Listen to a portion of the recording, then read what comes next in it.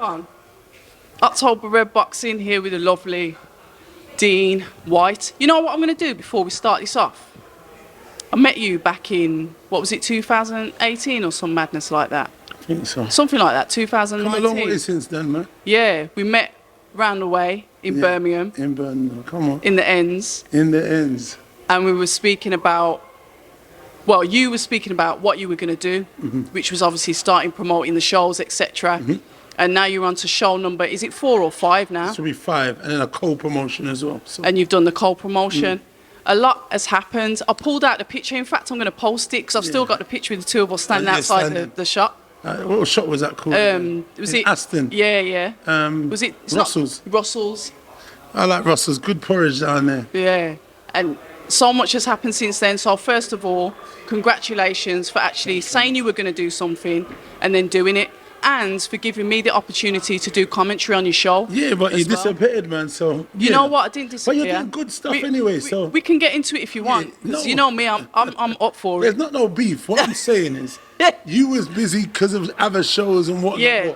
So we just got to roll with the punches. But obviously, the show is there for my people and trying to bring across people, give them job opportunities, give them fighting opportunities, giving brothers, sisters, whatever it is, from any demographic. But I'm trying to open up the door for the diversity in the sport, so more people of colour and other people come through, and we can all work together in a harmonious relationship and doing things. It's not like that in big time boxing. Soon I'm going to start talking about it and outing the people, and they're not going to like it. But for the minute, I'll keep my tongue right now relaxed. But I will be talking about it soon because, you know, it's not even. It's not fair. You know, people from many different demographics can work and do equally as good a job as some of the people that are in position. And those people ain't being given opportunities. I am giving many people opportunities and jobs. Many. So you know what? We're going to continue to grow and build. We're on number 5 at Tollworth. It's going to be a great show. I'm looking for a southern area and eliminate. I've got a kid who's 5-0. He wants a challenge with someone who's similar record, 4-1, 6-2, 4-1, 3-1 for a southern area eliminator. I don't know if it's going to happen. I've contacted someone to see if, you know, they'll make the eliminator on a low record like that. They might say you need 6 fights to make it. I don't know, but hopefully, Bonfire Night, November the 5th at Tollworth, we're going to blow the town up, bomb, and people are going to have a great night, and it's going to be great fights. And we're going to have a stacked card. I think right now we've got some good young prospects on there. We've been in this building phase for a year. So the guys who were on the show originally are now becoming seasoned veterans, fighting in front of big crowds, fighting and understanding. Tony Banj, he's matured as a fighter. You can see in his body and how he looks, he's matured as an athlete. You can see he's really put the effort in, especially with how his body looks, 100%. You can see, you know what I mean? I'm watching him training yesterday. Technically, I can see he's improved so much. He does need to settle down a little bit, but he listens and he does everything I say. Big up Tony Banj, credit to him, because, like I said, he's doing his thing. To be honest, Tony Banj and John Harding, I've got them fights in Ghana, the 29th of October, so we're flying there a couple of days before the thing, and let's see what's going on. Big man, what are you saying? You good? Yeah, man, big up yourself, man. So we're going to go there. We should be fighting. Maybe one of them's fighting for a title, maybe none of them, I don't know. So, and then we're coming back a few days later to Tollworth for the other guys to fight on November the 5th. So it's literally, I'll be back on the Monday. Listen, right now I'm on a roller coaster. I took Shaka and Peters, John Harding, to Miami. I saw that. They were sparring the Durrell brothers, which was good education, good learning. Sugar Hill was there. They were learning from him. You know, I was in Vegas with the Canelo fight. A little bit disappointing. And then went to Texas, was linking my links out there. Big up Jay Prince and my guy Antonio Leonard. They're my people still, so, you know what I mean? But we're just working and building, man. The relationships is very strong around the globe. That's why I call it Black Box Global. And we're going to try and continue building until we get into a position that we've got our own platform, either with streaming or with TV. And that's what we're working towards, man. We're working towards, do you know, like, something, solidarity with the community that we evolve and growing. And it's not really in boxing. I love boxing to bits, but it's not as good, we're not that strong in it at the minute in terms of, guys coming. Some guys don't want to be fighters. There's a lot of black boxers in the sport. There's not a lot of black managers.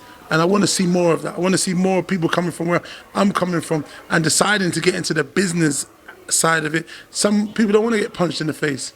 And that's what I'm advocating and championing for. Even if they're not, it's just even if they're from the background of where I'm from, growing up in a similar area, I can champion for them as well. It's always the underdog we need to champion for. You know what I'm saying? So, yeah, good times ahead. I want to touch on that because I can actually vouch for what you actually do for people in boxing.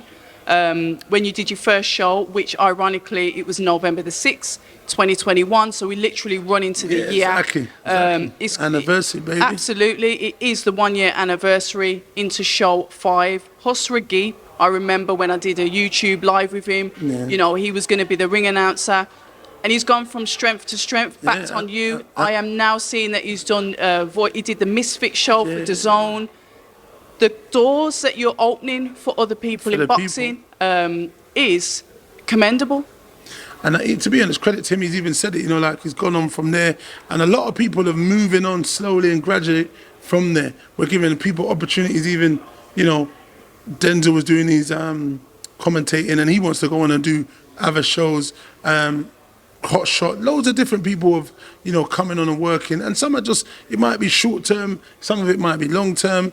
Melissa's there doing her thing, she's been there a few shows. Some people eventually will move on and go on to maybe, I don't know if it'll be better, but maybe bigger for the short term, but we plan on being big eventually ourselves.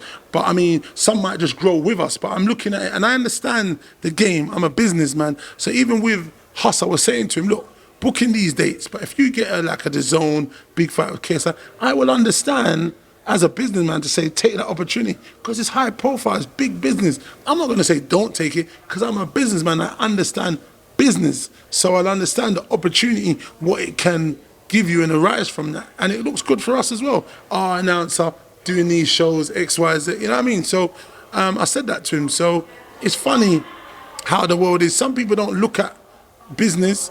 They get emotionally attached to anything and think a certain way. But look, like I said, we only can build and grow. And all the people there, we're giving cleaners, food people opportunities. We're hiring so much security. We hired the whole security staff. Loads of things are building off that. Our guy, big up Leon, who's security. He's built off that. He's working with this show. He was here a couple of days ago. He's getting big gigs off the back of that. So man, we got to commend ourselves also for being pioneers and visionaries and giving everyone opportunities. And that's what I wanted to touch on before we move on to today's events, because I think sometimes people might see you about in the media but don't realise the work that you're actually putting in to boxing. So first of all, thank you, and we appreciate you for that. Do you know what? It's funny, you get people that just think I go on interviews and only talk. Interviews is part of it because it's branding, it's product placement. I'm my product, I'm my brand, so I place myself strategically. You got to have a plan. So it is good, but you get these people who, this guy, he's just there, he's here, he's this, he's that. I work fucking hard. You know what I mean? I put a lot of money, I put a lot of time, and it's all coming, a 360 coming around. And I love it. Like even now I'm working, phoning the board, phoning the medical staff, putting things into place for preparation for the show. Trying to sign fighters, trying to make fights happen. It's just one of them, innit? So, you get the little guys on the internet talking, making up their, I don't do too much chatting back to them. I just simply block and delete. Pretty simple. You know what I mean? It's quite easy because I can. But that's what I do. But, sometimes it's frustrating, or it was frustrating at times when you read it and you think, these idiots don't even know what kind of work and energy I put into this thing, to be part of this whole situation and a growing brand. But, sometimes it's irrelevant because the people that matters know. So, but sometimes it can affect you. So it's just one of them. But right now I'm in a good place. I'm doing good thing. I'm doing the thing I love. So it's not really work. Traveling the world, going to the best fights, being at the biggest shows, doing interviews and being quite a vocal main attraction. People want us to get interviewed. So it's pretty good. I built a brand and I'm happy with that. And equally, the people who I'm doing it with have built their brand. We've worked together and all grown. So it's, a network, which is good. And I equally try to help smaller shows grow as I've done throughout the years and vice versa. So, yeah, man, it's good, man. So we're going to push on to today. And I kind of like started off that way because you understand what it's like being a promoter.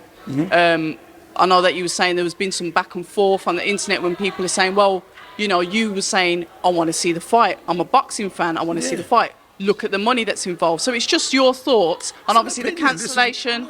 It's an opinion, and this is what it is. Some people might not like my opinion. But people are going with my opinion. But look, I get it. I do understand also what they're saying, because someone being on drugs, what they could do to someone who isn't, and so on and so forth. I get it. Maybe I'm biased because of the individuals also that are in it. Eubanks, I know him, Powell, Conor Ben, know him equally as well. Maybe I'd be harsher on someone else, which is probably true. But that's the world we live in. I know them, so I've got to be careful about how I view it and see it. And there might be prejudice because of me knowing them and what I'd like. But at the same time, there must be due process. There must be innocent until proven guilty. So what do I say? As a fan, I'd love to see the fight. I didn't want to get pulled off. The undercard, all of these people sold tickets, put their fingers. They're fans of booked hotels, family have booked hotels. Conor Ben's family's come from Australia. There's so many things. Another guy is Eubanks, because he's the main guy. He hasn't done anything in this. And it's Nissy's fault. Nissy's... I know. What's that, my guy? Do you want to just say hello? No, he's gone, man. He's probably tired. Yeah, he doesn't want to say. He looks trained anyway. Yeah, it's sad to see, but ultimately it is the right decision. I'm gonna throw it out there. There's a couple of things that we saw over the weeks coming up to the fight, where obviously Chris Eubank Senior was quite adamant that he didn't want his son to fight, which makes me think maybe the writing was on the wall. Then some interviews have been done with the promotion companies, and they've said, look, we've known for weeks. Then you look and you can see that Conor Ben signed it up with VADA in August. So, if you look at it that way, the writing's on the wall. What comes across a bit odd to me, and it's just the way I think, is the fact that if everyone's known about it for a while, why was it leaked to the paper on the fight week? And then the almost knee-jerk reaction from the British Boxing Board of Control is to prohibit the fight from happening on the actual fight week. I don't know, what are your thoughts on that?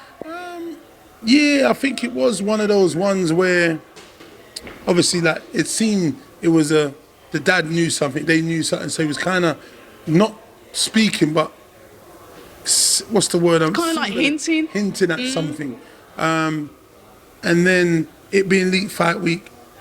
Listen, we've been here before. I don't want to go into it, but we've been here before. Similar thing, same kind of time. And this is what people do. It's showbiz and press and whatever. But that's the thing, though. That's why I say due process needs to be done, because in that instance, people were vindicated. So we must, we put all the money, everyone's putting all the energy these undercard fighters and these other guys are putting.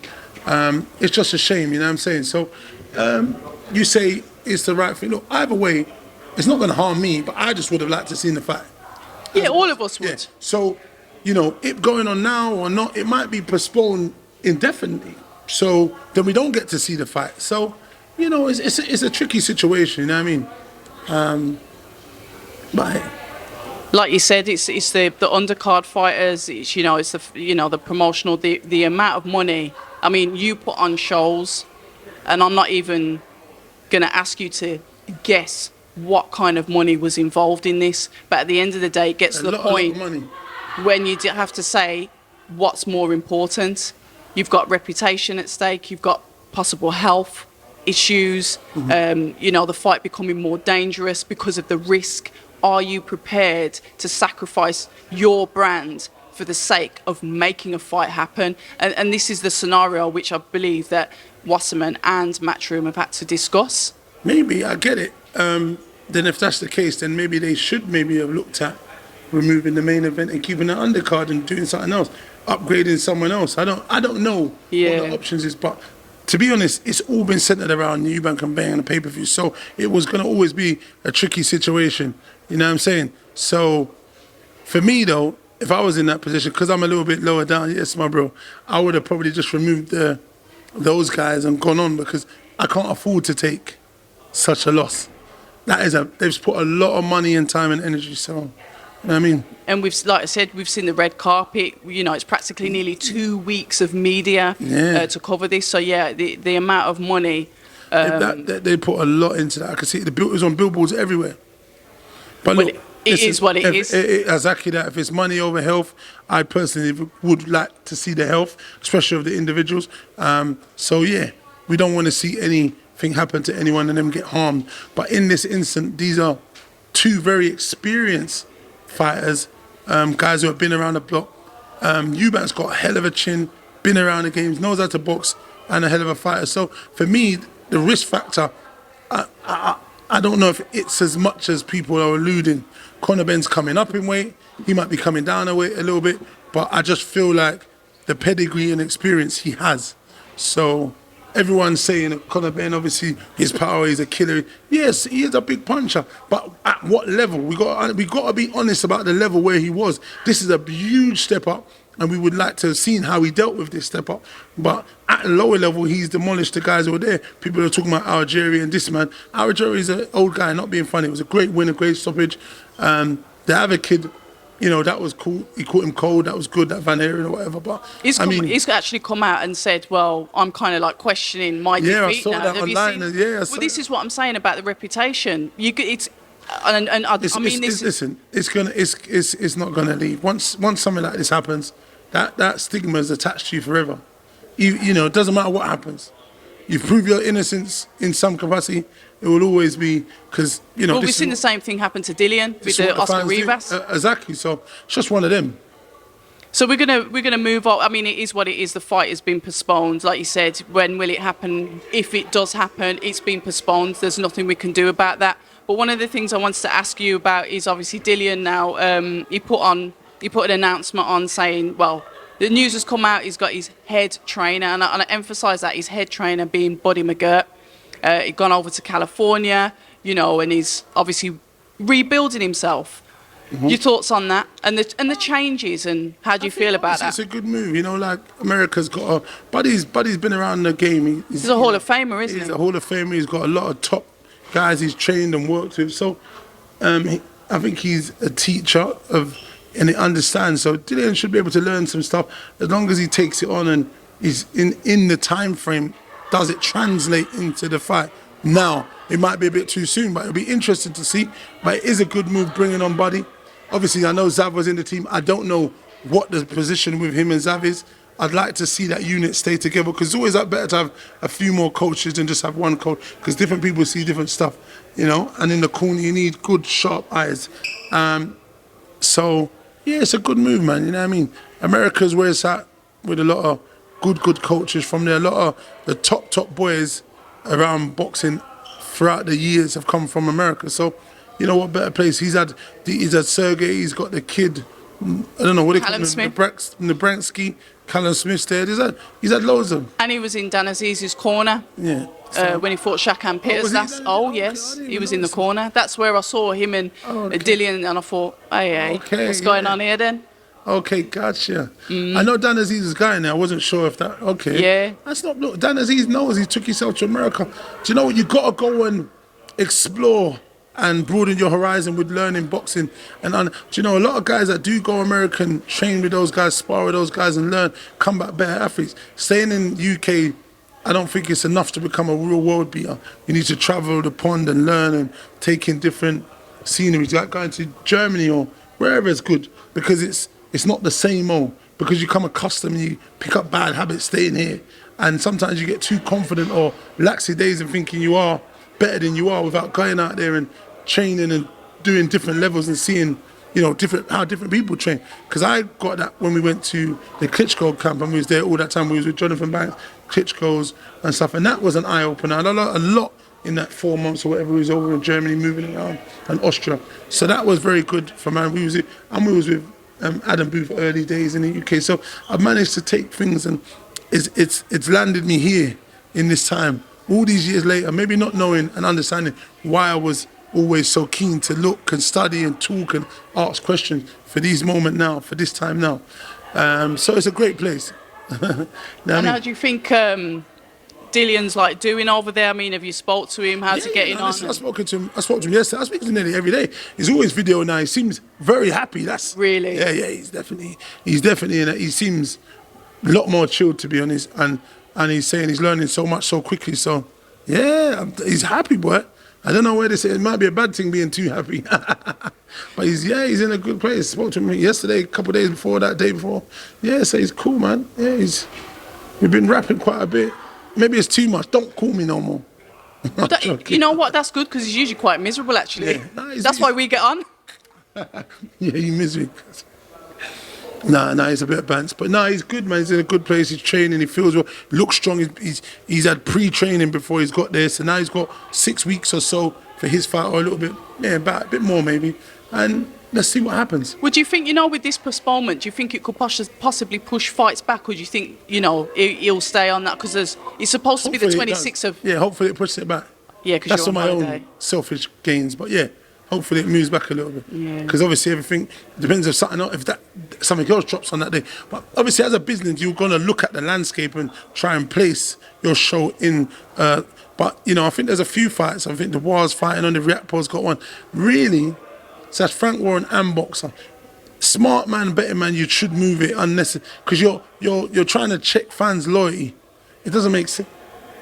It's funny it's funny you should say that actually because he's a fan's favourite. But what I'm saying is, it's still gonna. Guys who would go and support maybe their mates fighting on there would ordinarily may come to you, but you're limiting that fighting on the same day. So really, strategically, you want to try, but you're never going to get it right. So even me, my shows, people saying, "Oh, you've got shows on the day of this or that," and my shows have been packed, all of them. And it's nothing to do with me what day people are fighting on. Ideally, in an ideal world, when things are ideal, you wouldn't want that, but we just rock and roll with whatever's there. You know what I'm saying? And then finally, if we can, just your thoughts on obviously the to-in and throw-in that happened initially with, Anthony Joshua and Tyson Fury, because that was wild because it was played out all over the internet. Yeah, I think it was I don't know what it was. I think it was a waste of time, and I'm happy it's off because Joshua needs time to heal mentally, physically, and he needs to, look at the team he's got and kind of figure out, because I think they were giving him wrong information. They kept saying he was winning every round. I don't know, hopefully no one doesn't jump on my back about that. But look, you need solid individual in your corner that's going to be as real as it gets and give you the realness. When you talk about, sorry to interrupt, but when you talk about like solid individuals, because I've spoken to Angel and I did ask him about telling AJ these things, but when you say solid individuals, in your corner, what do you need? Because if you look at him now, that advice that he had in the corner sort of like was the conduit for him to have that outburst at the end. Because if you're told that you're winning and it's like, hold on a minute, but I thought I won. Exactly. Because look, if he was told, well, look, that round was a close round, what I'll do is I'll play devil's advocate. I'm going to give that to him. So now I believe you need to go out, be smart, and win the next round so we can level out. It's just the information you're given in the corner. He was given the information that he's winning every round. He's comfortably in front. That's why we had that outburst. So they need to look at it and decide. And look, and when someone against Usyk, man, he just does. It's very unusual and unorthodox southpaw. I understand there was a lot of frustration because, he put his heart and soul in, so we can see that he wore his heart on his sleeve and that. But I mean, look, there needs to be someone saying something. Okay, yeah. But look, it is what it is. I don't know who he's going to have in his team. Even for Dillian, I think in that fight with Fury, I told him in that round, I said to Max, I came and said, look, Dillian's, he's getting tired. We can see he's leaning over his front foot a lot. They're going to start setting for the uppercut in that 6th round, It might not have made a difference. I don't know if it would have made a difference, but that is the information I told Mike at that minute. But really, I needed to be more in the corner and telling them and say, listen, sort yourself out, my bro. Your shape is moving. You're losing your shape.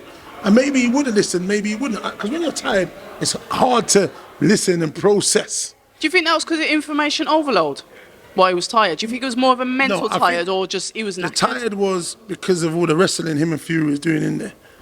They both was tired. Fury was breathing as well. A lot of wrestling, a lot of tying up. And they were both going to the body quite a bit. So, you know, it is what it is. And there we have it.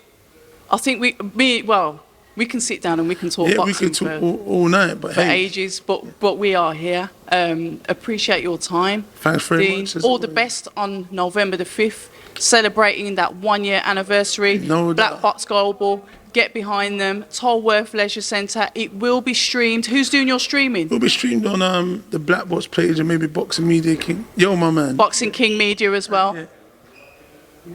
Yeah. I always Those are my guys. Okay, it always happens. I was speaking to Joel Joyce and somebody decided to walk through the middle of that as well. It must Yeah. be, I don't know. That's mad, but those my guys, isn't it? Yeah. So they're waiting for me. But look. But yeah, until listen, the next time then. Thank absolutely, you, Dean. man. Keep doing your thing, man. I will. Amazing stuff. Bless up. Take it easy. Yeah. Oh, look at them Colgates on my screen. Hi, and thank you for watching October Red Boxing.